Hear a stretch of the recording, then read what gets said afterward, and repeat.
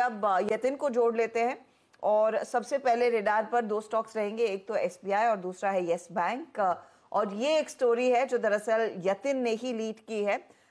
कई सारे exclusive details of course yes bank के स्टेक सेल से लेकर एफपीओ तक यतिन की जुबानी आपने सुने हैं। अब एसबीआई कब तक निकलेगा उस पर भी लोगों की नजरें अब आने लगी हैं। यस बैंक बहुत ही बेहतरीन प्रदर्शन रहा है जिस तरह का इस क्वार्टरली नंबर में पेश किया, लेकिन यतिन अब जो नेक्स्ट बढ़िया ट्रिगर रहेगा वो एसबीआई का एग्जिट। बिल्कुल एसबीआई का एग्जिट रहेगा। और आपको अगर ध्यान है तो मार्च के महीने में मैंने रिपोर्ट किया था कि एसबीआई वेरियस ऑप्शंस एक्सप्लोर कर रहे हैं यस बैंक में हिस्सा बेचने के लिए। और कहीं ना कहीं ये स्टेक सेल प्रोसेस को अभी आपको मोमेंटम बनता हुआ दिखाई पड़ रहा है। थोड़े दिनों पहले मिंट ने रिपोर्ट किया था, आज फाइनेंशियल एक्सप्रेस ने रिपोर्ट किया है कि यस बैंक को सरकार की तरफ से भी ओके मिल गया है कि वो स्टेक सेल प्रोसेस को वेरियस ऑप्शन के थ्रू उसको एक्सप्लोर करे। हाल फिलहाल न्यूज़ ये आ रहे हैं कि जो यस बैंक का अंदर एसबीआई का स्टेक है लगभग 26% का, उसमें एक सब्सटैंशियल पोर्शन जापानीज बैंक्स और मिडल ईस्ट के बहुत सारे बैंकों को इंटरेस्ट है। मित्सुई सुमितोमो हो, जो सऊदी अरेबिया और यूएई के काफ़ी सारे बैंक्स हैं इंक्लूडिंग एमिरेट्स, एनडीबी, इनको भी इंटरेस्ट है। तो बहुत सारी न्यूज़ रिपोर्ट्स आ रही हैं जिसके अंदर कहीं ना कहीं 17 से 18 हज़ार करोड़ रुपए का रियलाइजेशन एसबीआई को हो सकता है यस बैंक के शेयर बेचने पे। और सबसे बढ़िया बात जो हमने पहले भी हाईलाइट की थी कि क्योंकि ये स्कीम ऑफ रिकंस्ट्रक्शन था जो फाइनेंस मिनिस्ट्री और आरबीआई ने इनिशिएट किया था, एसबीआई को किसी भी प्रकार का टैक्स या कैपिटल गेन इस पे नहीं देना है। तो पूरा का पूरा पैसा आपको एसबीआई की किटी में आता हुआ नजर पड़ेगा। और स्पेशली इन अ टाइम जब इनका कैपिटल एडिक्वेसी रेशियो लो है, तो ये पैसा जो आएगा उससे कहीं ना कहीं ये अपना कैपिटल एडिक्वेसी रेशियो भी इंप्रूव कर पाएंगे। बिल्कुल। और इसके लिए यस बैंक और एसबीआई दोनों रेडार पर।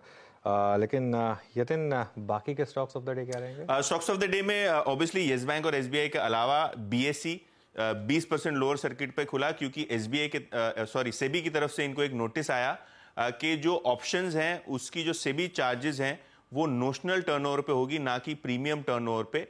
तो कहीं ना कहीं ये जो कैलकुलेशन में डिफरेंस आ रहा है 100 करोड़ के ऊपर का, अलग अलग ब्रोकरेजेस अलग अलग अजम्पशन कर रहे हैं, लेकिन ये जो अमाउंट है इस पे 15% ब्याज भी देना पड़ेगा और कहीं ना कहीं आगे आने वाली अर्निंग्स पे भी इसका इंपैक्ट होगा।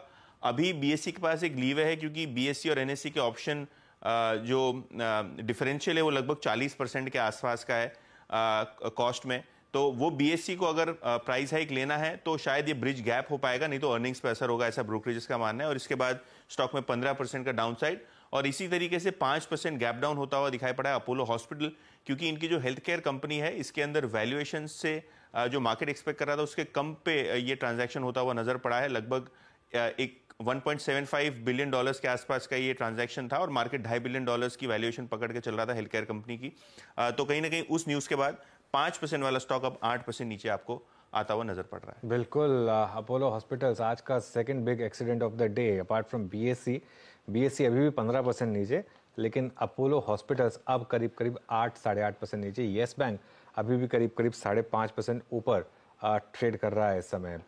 एक क्विक व्यू लेते हैं येस बैंक के ऊपर, फिर प्रधानमंत्री मोदी का एक और चंक सुनेंगे। Hemang, yes bank second thoughts बनते हैं यहाँ पर?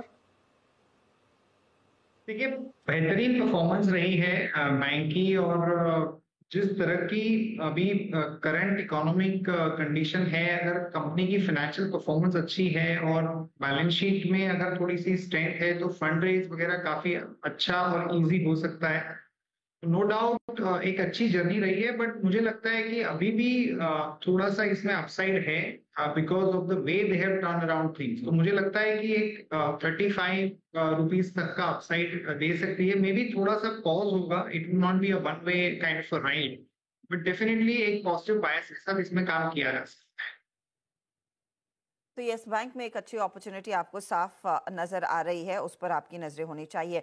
अच्छा, 40 पॉइंट नीचे इस समय आपको दिखाई देगा ट्रेड में निफ्टी